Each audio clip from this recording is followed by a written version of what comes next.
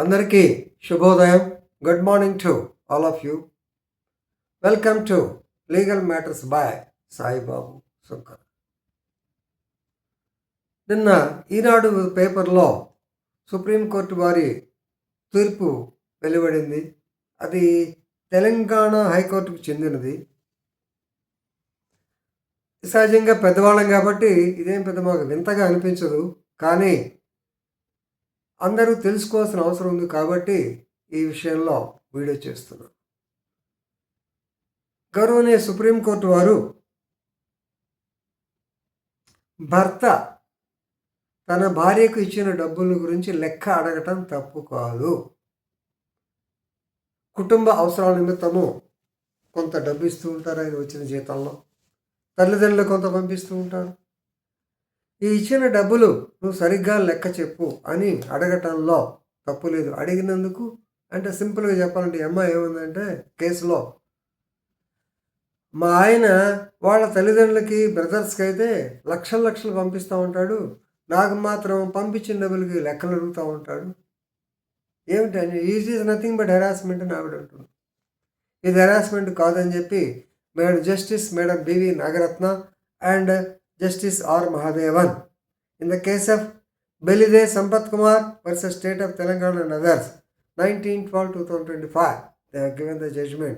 Husband asking wife to prepare Excel sheets for tracking expenses is not harassment. It's not cruelty. So, the allegations of remitting lakhs of rupees to his parents and his brother, but requiring the wife to prepare the Excel sheets of the house expenses did not constitute harassment or the so-called cruelty. I think now you are clear. ఇది చాలా మందికి ఈ మధ్యకాలంలో కోపం తెచ్చేటువంటి సంఘటన, right? Actually, so now coming to the facts of the case, the marriage between the couple took place in the year 2016. Both of them were software engineers. They went to USA, stayed in Michigan for some time. I think 2019. Their son was born to them in the April 2019, but actually she became fatty. Anyway, ఈ disputes తర్వాత చెప్తాను. She came back to India in August 2019 due to the marital discord or marital disharmony. From America, the husband sent notice of Section 9 of the Hindu Marriage Act into the restitution of conjugal rights, for which the parents of this girl got offended and they filed a case against him. So they approached Sarur Nagar police station of Hyderabad city and gave a complaint which was registered under sections 498 IPC and also section 3 and 4 of the dowry provision. It is routine. So case dani meeda, then he was called to come back. Of course he did not come back. He approached the Telangana High Court to quash the FIR, stating the reasons. Ayya idi paristhiti ante. So Telangana High Court of course refused to interfere. Now the matter has come to the Supreme Court. So Honorable Justice B.V. Nagaratna, she said that the contents of the FIR, they are vague and omnibus. First లోనే ఆ ఒక్క వర్డ్తోనే shock తగిలినట్టు కేసుకి, right? Allegations ఏంటి? Husband is sending money to the family, to his family, that means to his parents and brother. Of course, sometimes with her knowledge, sometimes without her knowledge. Okay. Number 2, husband asking the wife to maintain accounts of the household expenses in the shape of Excel sheets. సరే, వాళ్ళ software కాబట్టి XL sheet అనేది లెక్కలు అడుగుతున్నాడు. 3, lack of care during pregnancy. When she was pregnant, he did not take proper care of her. దీనికి ఎలా చెప్పాలి? మందులు ఇప్పించాడు, హాస్పిటల్ తీసుకెళ్ళాడు, కానీ ఎప్పుడు ఆయన పక్కనే ఉండలేదు. మరి ఏంటో కొత్త అని తెలియదు. Then taunts about postpartum weight. So ఇక్కడ ఏంటంటే నువ్వు జనరల్గా ఆడవాళ్ళు డెలివరీ అయిన తర్వాత డెఫినెట్గా కొంచెం లావ్ అవుతారు. నువ్వు లావ్ అవుతున్నావు, తగ్గాలి. ఎందుకంటే అమెరికా కాదు ఎక్కడైనా సరే కొంతమంది ఆ కాన్షియస్ ఉన్నాళ్ళు. సో భార్యని నువ్వు వెయిట్ తగ్గాలి అని చెప్పి చెప్పటం.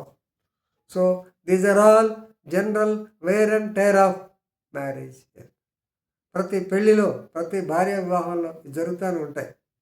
సో అందుకనే మొన్న ఎవరో చెప్పారు మాట్లాడుతూ, పిల్లలు అనుకుంటా, ఐ థింక్ మన స్టూడెంట్స్ ఎవరో గుర్తు రావట్లేదు, కానీ మాట్లాడినప్పుడు భార్య భర్త ఇద్దరము నిజాయితీగా అసలు అబద్ధాలు లేకుండా కాపురం చేయగలవు లేదంటే, మరి నాయన ఒట్టిదేరా నాయన ఎన్ని అబద్ధాలు, that it self is a myth. ఎందుకంటే రకరకాల ప్రాబ్లమ్స్ ఉంటాయి. పూర్తి నిజాయితీగా ఉంటారని నేనైతే అనుకోవట్లా. అనుభవం మీద నేను చెప్తున్నాను. I may be wrong also. ఎందుకంటే కొంతమందికి నిజాయితీ పరులు ఉండొచ్చు, 99% ఉండరండి. ఎందుకంటే ఇదే ఇష్యూ ఉందండి. సపోజ్ భార్య ఏంటంటే పొజిటివ్ క్యారెక్టర్ ఎక్కువ ఉంటుంది. నా భార్య, నా భర్త, నా పిల్లలు నాకు ఉండాలని ఎక్కువ ఉద్దేశం వాడికి ఉంటుంది. So if you want to spend something to your parents, normally they may not relish. అందరని కాదండి, కొంతమంది చేయరు. అందుకని తెలియకుండా ఓ ₹10 ఇంటికి పంపించి అదేదో ఖర్చు అని చెప్పి చేస్తారు. రెండవది, ఈ మధ్యకాలంలో ఈ ప్లాస్టిక్ కరెన్సీ వచ్చిన తర్వాత, అలాగే ఇవన్నీ ఏమంటారు మాల్స్కి వెళ్ళిన తర్వాత అన్నెసరీ ఎక్స్పెన్సెస్ కూడా ఎక్కువైంది. దానివల్ల కంట్రోలింగ్, మనం 10,000 ఇచ్చే కదా ఏం చేసావు అని అడిగితే ఇక్కడ నేరం అయింది. అర్థమైందా? మూడవది, లావు అవుతుంటే తగ్గమని చెప్పాను. జిమ్కి వెళ్ళేది వచ్చింది. ఫారెన్లో ఎక్కువ ఈ మాటలు వింటూ ఉంటాం. సో దీస్ ప్లీజ్ రిమెంబర్, వీటిల్లో they are all general, but they are omnibus allegate, no specific incident. సరే, ₹1,00,00,000 ఇచ్చామన్నారు, డిమాండ్ ఆఫ్ 1 crore. ఏ రోజు, మీ నాన్న ఎప్పుడు ఇచ్చాడు, స్పెసిఫిక్ డేట్స్ ఉండాలి. మొదటి నుంచి కొట్టుకుంటున్నాం. There is no specific date, it's only omnibus allegation. అలాగే on which dates she was harassed, no, లేదు. సో కాబట్టి the physical and mental harassment should be definitely they have to be proved beyond all reasonable doubt.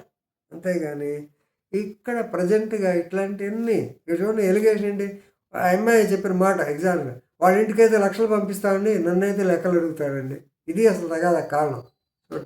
So this tendency for settling the scores to file a case, అక్కడ అతను ఆర్సీజే కింద notice ఇస్తే ఇక్కడ 498 case పెడతాం.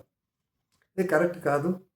So quash the FIR supreme court, ఎందుకంటే due to their vision they would have come across so many cases, ఇలాంటివి correct కాదు అని చెప్పి తీసేయడం జరిగింది. So this will be advantages for the defence advocates. Please read the case law and enrich your legal knowledge. I am stopping here. Thank you very much.